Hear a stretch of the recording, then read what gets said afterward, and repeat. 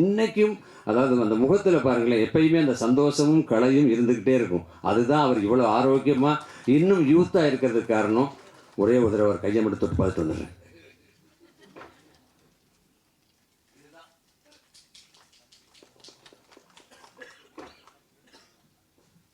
அப்புறம் வந்து உட்காந்தோடனே ஹீரோயின்கிட்ட கேட்டேன், என்ன என் கூட பையனாக நடித்தார் இந்த ஹீரோ வரலையான்னு. என்ன ஹீரோ வரலையா வந்தால் உங்கள் பக்கத்தில் உட்காந்துக்கல அவர் தான் அப்படின்னு. அவருக்கு ஒரு மினி சரத் சார் மாதிரியே இருக்கார் பாருங்க.